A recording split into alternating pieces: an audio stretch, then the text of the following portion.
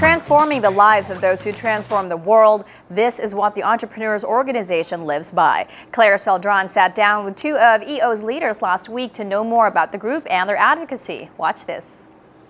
Starting and maintaining a business is no walk in the park, but it might just get a little easier if you're surrounded by people who share the same belief as yours. Entrepreneurs Organization aims to help new and existing entrepreneurs by developing their attitude toward business and equipping them with the means to expand their connections. And to tell us about this, we have with us here Raymond Rufino. He was the past president of EO and the regional director of Global Student Entrepreneur Award Asia.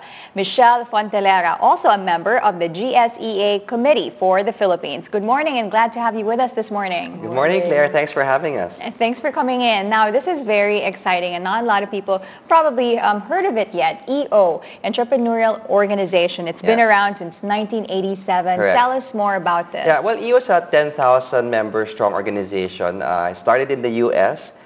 Here in the Philippines, we have 128 members. And the Philippines is one of about 46 countries around the world that have chapters for EO. It really is a great organization for entrepreneurs. We were rated by Forbes magazine as the top organization for entrepreneurs. And really, it's a peer-to-peer organization. All of us are business owners. It can be kind of lonely when you're an entrepreneur, right? Who do you talk to about your business issues or challenges? Sometimes you can't talk to your staff. You can't talk to your friends, your family, your competition. They don't understand where you're coming from. Peers within EO understand. We get together and we talk a similar language. We have the same experience, and that can be very, very powerful.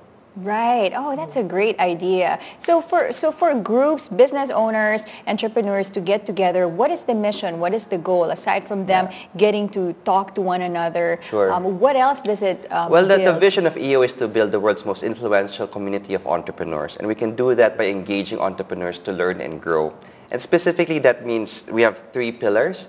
We have once-in-a-lifetime experiences where members get together and partake in these experiences that maybe you would not be able to enjoy if you were not part of EO. Right. You have connection to experts.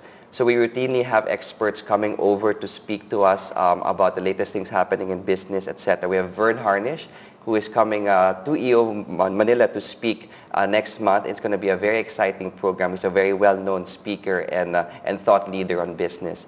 And then the last is the peer-to-peer connection. Because we are all peers, we can also learn from each other as fellow entrepreneurs. So we have things like Forum, where we get together every month in a very, very tight group of members, and we talk about all of the different issues and challenges we face every day.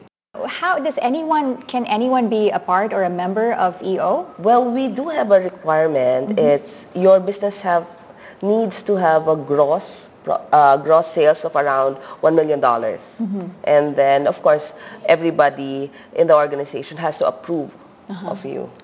So it's very successful people that join the group. But then you have a competition coming up, and this is open to everyone? Yes, it's open to actually, it's called the GSEA, the Global Student Entrepreneurship Awards, and it's open to all undergraduate students and the only requirement is they need to have an existing business, existing for-profit business that has to be running for around 6 months. What are the requirements, or what else do they have to go through in order to apply?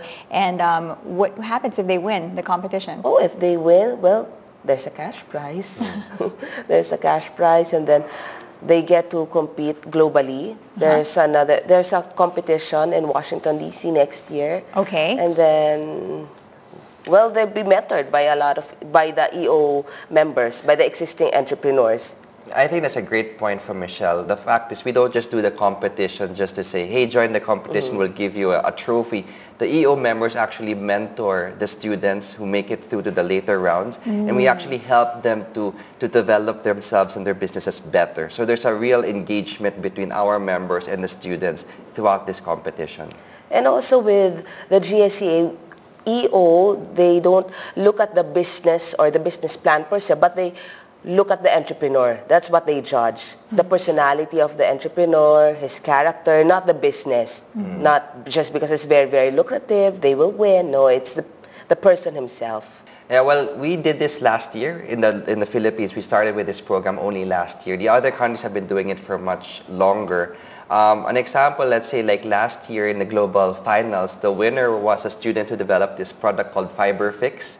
And what it is his roommate was basically suffering from fractures, and he wanted to come up with a better working cast for his friend. And he came up with this special fiber material. You wrap it around anything, you wet it, and it becomes as strong as steel. This year, our plan is to really grow the competition, get a lot more students. We have the regional finals also here in January.